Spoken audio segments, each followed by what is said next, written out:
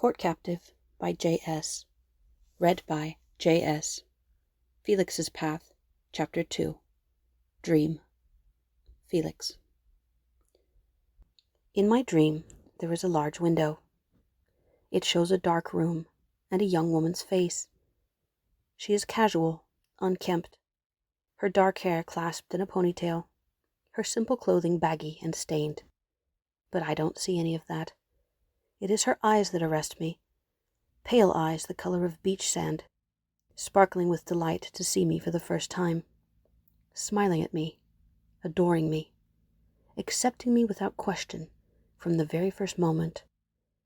"Pleasure to meet you, Duke Felix," she murmurs, then giggles fiendishly as she eyes me up and down greedily, appreciatively. She's cute. I'd like to flirt with her, but I find I cannot answer, or speak as I would like. Something's wrong. I am frozen in this casual position, my thoughts trapped within me, and somewhere without, I hear my voice, speaking other words to some other person I can neither see nor hear. She is the only one I see in that dark room. I hear her voice in little snippets over the dialogue in my ears as she talks to herself or giggles at me, and a faint sound, a click-click, as her face reflects the windows changing lights and colors. For hours I stare at her. Her eyes and lips are constantly moving, as though reading to herself. Often she looks up at me. I feel my heart clench within me whenever our eyes meet, but all too quickly she looks away again and returns to her reading. I want to cry out to her, want to reach through the window and grasp her. She doesn't know I am awake, and I have no way of telling her. Only my eyes move. They call to her, plead with her. "I'm alive! Look at me! Save me!" Lying awkwardly in bed with my foot propped up on pillows and with Amery looking in on me to ice my ankle every few hours, I thought for sure I was in for a long, uncomfortable night. But to my surprise I sleep soundly and wake remarkably rested. It's been a long time since I've slept so well, untroubled by demons of my past or thoughts of vengeance. Only faintly do I recall a strange dream. If asked, I could not describe it, just the feeling it left me with. Love, I think, longing, and incredible loneliness. Looking around this morning, I think my room is tidier than usual. I dislike having cleaning people around, so things like laundry and trash tend to pile up in the corners. "Looks nice in here," I comment at the petite figure of Miss Amery Lee in her maid's uniform. Across the room, she starts just a little at my address, and I smile. "Good morning." "Good morning, my—" She remembers my request from last night not to use titles, but instead to call me by my first name. I look to her with a teasing, expectant sort of smile, and she clears her throat, turning from me quickly, but not so quickly that I miss the blush creeping into her cheeks. "Good morning. You slept well?" "Like a baby. What time is it?" "Nearly 8. "You've been busy," I comment. "You needn't have been. You could have slept in. Not that I'm sorry to see you up." "I'm sorry, but I couldn't abide the mess even 1 second longer. I'm smiling a lot today, I think," catching myself grinning at her once again. "The mess wasn't all that bad, was it?" "It was. I noticed it yesterday morning, too, when they sent me to clean the carpets." She turns, pushes her lips together, and her hands come to rest on her hips. Suddenly I feel like a child about to be scolded. "Go ahead," I offer. "Say what's on your mind. You won't get in trouble." "Then, begging your pardon, my lord—" "You will get in trouble if you keep calling me that." "Begging your pardon, but you are a slob. No one would believe it of such a beautiful-looking person, but your personal habits leave a great deal to be desired. There are whiskey glasses crowded on every surface in the room, dirty underwear and socks lying about, clothes that would cost another man a month's salary to buy crumpled in a heap on the floor, and I found this in the trash." She takes a teal-green coat that was draped over a chair and shakes it once before holding it out to me. "Oh, yes, I recall. There was a tear under the arm, so I threw it away." "Wasteful," she pronounces firmly. "Why, this hole could be easily mended." As Amery goes on and on about what a shame it is to throw out perfectly good clothing and how I need to correct my poor personal habits, I feel I am transported back to a time when my mother was alive. She was common-born like Amery, and exactly like this, always admonishing my father and me incessantly for our extravagance. "Don't you hear me scolding you? What are you smiling for?" she demands. "I was just thinking that no one's cared for me like this in a long time." She flushes to the roots of her beautiful dark mane. "I don't care—" "But you do, or you wouldn't waste your breath on a loser like me." She sniffs and turns up her nose. "I felt a bit sorry, that's all. All these nice things shouldn't be wasted. And you are not a loser, so don't talk about yourself like that," she finishes, and slaps the green coat back on the chair as if to punctuate her point. Then she shakes out her dust-covered apron and marches out of the room. "Where are you going?" "To see about your breakfast," she says, and closes the door just a bit too hard. I forgot myself for a moment in that girl's presence, I think, pushing out of bed and reaching for the crutches so I can go relieve myself. I let a bit of my self-loathing seep into that conversation. That's not something anyone else is supposed to ever see. I've hid it carefully all these years, so I was a little surprised to hear it slip out of my own mouth. I am a guarded person. People do not think so because I enjoy society and seem very carefree in my manner. But they do not see the tortured beast within me, the darkness I go to such lengths to hide. Yes, I hate myself. At times so much that I want to die. I can't stand the sound of my own laughter. I hear it as though I were listening from another place, and I wonder who is making such a happy sound. Not me, surely. The Felix I know has no reason to laugh or smile. He's sick inside. I can find anger for my uncle, but it is fleeting. I can find pleasure in the arms of a stranger or in a bottle, but both are always gone by morning. Nothing is permanent in my life. Nothing is real. Only this sickness abides. I think again of Amery's comment that it would be a hassle to get involved with me, almost as though she guessed the kind of emotional baggage I'm carrying around. But she's not all icy rejection. If she really didn't want anything to do with me, she could have easily found someone else to take her place. I'm sure there'd be no end to the volunteers happy to play nursemaid to me. She came perhaps out of guilt for the hole she dug that sprained my ankle. But she still came, and tended me dutifully all night, and even cleaned my room the next day. And she scolded me. No one has ever spoken to me like that, with the exception of Ragnall, of course, but his rebukes are pure vitriol, good for nothing but killing the soul. But not Amery's. Amery's scolding came from a place of aggravation, yes, but of caring too. And then those words she said, "You're not a loser." Not arguing with me or wasting time trying to convince me otherwise, but as though she were stating a simple fact of which she was already certain. This girl, she fascinates me more and more. Who is she, really? Why do I feel like I should know her from somewhere? Why do I feel as though she should love me? What am I saying? I barely know her. Am I a fool, entertaining such thoughts before breakfast? I shake myself from this madness and hobble my way back to bed. I've just made it, and I'm attempting to get situated when Amery returns with a breakfast tray. "What are you doing?" she demands, hurrying to my side. "I had to, well, you know, that thing one has to do in the morning.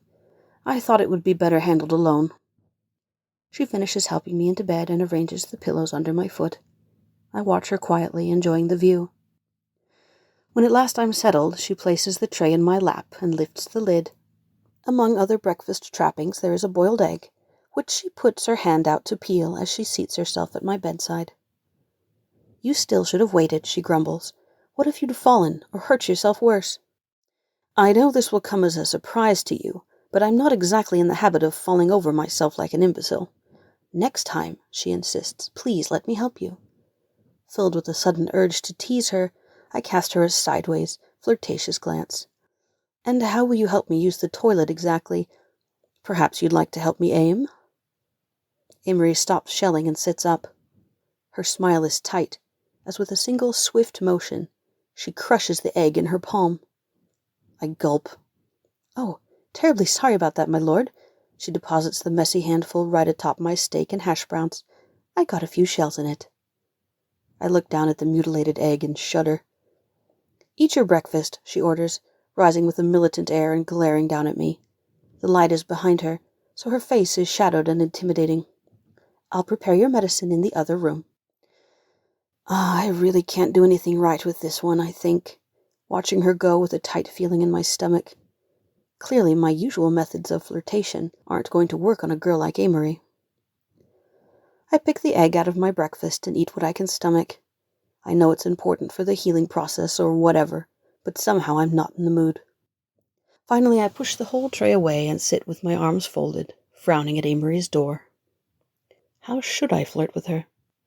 It has to be flirting. I already know I don't want a platonic relationship with Amery. And I don't want a casual fling either. What I want from Amery, Suddenly the front door to my room opens abruptly, and the king of contrarians strides inside like he owns the place. Well, technically it is his palace, but still. Lounging about in bed, eh? While your soldiers are out there running at dawn. I bet you think you're pretty clever injuring yourself like this to get out of duty. Good morning to you too, uncle, I answer with pretend joviality. Just how long are you planning to milk this for, eh? He smacks my ankle irreverently and sends fiery arrows of pain shooting through it from every direction. My plastered-on grin now serves the purpose of hiding my gritting teeth. Your physician says it will be a few days. Ridiculous. It's just a sprain. You should be up and walking on it at once. If you lie here and coddle it, you'll only weaken it. In this case, uncle, I think I'll stick with the doctor's orders, just to be safe. Bah! Ragnall upsets my breakfast tray and the food flies across the covers. As I watch it happen, my eyes lift to see Amery standing on the other side of the room holding a cup of medicine. I wince. This isn't a position I ever wanted her to see me in. I'm furious and humiliated. What kind of man just sits like this and takes abuse? I wish I could scream for her to get out, but doing so would only draw Uncle's attention to her, and I'd prefer if she remained invisible to him, as she is now. You're ashamed of the name of Tot. What kind of general is a gimp on crutches? Our enemy is a laughing contrarian to scorn right now because of your disgraceful behavior. Suddenly a heart-stopping scream resounds through the room, and a cup shatters loudly against the wall. A rat! There's a rat! Amery picks up her skirts and scurries frantically to the valet room, but before either of us can speak, she's back out with 4 more cups, which she's smashing furiously against the floor. I'll take care of it. Don't worry, your highnesses, I'll get it. Good God! Ragnall rubs his face in disbelief. Then he sneers at me. Of course there'd be a rat in your filthy room. Get it taken care of. And that, he thumps my ankle again, and next time try not to be such a disappointment. With that he turns and storms away, stopping only once to glance back at Amery, who's waving a broom about, haphazardly smashing lamps and vases to the floor. Then he shudders and leaves, slamming the door behind him. She carries on. I yell to her, getting up on my crutches and hobbling over to try and get her to calm down, but she's ignoring me. Then, after several seconds, she stops abruptly and returns to an upright position. Sorry about that. Never mind, are you all right? I ask, still reeling from her display. Perfectly. You didn't have to get up. I've got everything under control. Where's the rat? Did it get away? There was no rat, she says, and she blows a strand of hair that's escaped her bun out of her face. I just couldn't listen to him talking to you like that another minute, so I did the first thing I could think of to make him leave. I'm sorry I acted impulsively. I was just so angry. I don't know what to say. Dumbstruck, I fall back into a chair with all my weight and drop my crutches to the floor. Amery bends quickly to retrieve them, then looks up in surprise to find me laughing to myself, hand over my eyes. What's so funny? Nothing, I'm in awe of you, I say, lowering my hand to look at her clearly. Your boldness and your genius. No one has ever stood up to Ragnall for my sake before. Is it my imagination, or does her face soften a bit at my words? Well, they ought to, she says quietly. You've suffered enough in your life. Why should you have to take abuse from your own family, too? You deserve better, she adds, dropping her gaze suddenly. I apologize if I've spoken too familiarly. You seem to know quite a lot about me. Then, I suppose you read it in the tabloids. No. She surprises me with a firm denial, still kneeling in front of me, looking back up at me with an earnest gaze. My head cocks a little. Then, where do you get off, saying things like, You've suffered, and you deserve better. This girl blushes very easily, I think, watching her carefully. Actually, I do read the tabloids. I listen to all sorts of gossip. I'm sorry. She gets up hastily. I should clean up the mess I made. And your bed needs change now, too. Excuse me, she says, ducking abruptly out of the room, only to return with a broom and dustpan. I watch her work with a growing sense of intrigue. Something is not adding up here. This girl, she really talks as though she's known me my whole life. And though I feel certain we've never met before, I'm sure I would have remembered if we had. Why do I get this increasingly undeniable feeling that I should know her too? From a dream, perhaps, or some other life. I hope these vases weren't too valuable, she says, looking to me guiltily. What is it I want from Amery? I ask myself again. Sure, I want her physically, but that much goes without saying. But I want something even more than that. Rather, I need it. The healing I feel this woman is going to bring me. Yes, I need her. Almost on a spiritual level. Felix? I start a little at the sound of her voice, and grin. Amory's gaze is nervous and questioning. She's still worried about the vases, but I'm so elated I could fly. She finally said my name. Parsley, sage, rosemary, and thyme. Remember me to one who lives there. She once was a true love of mine.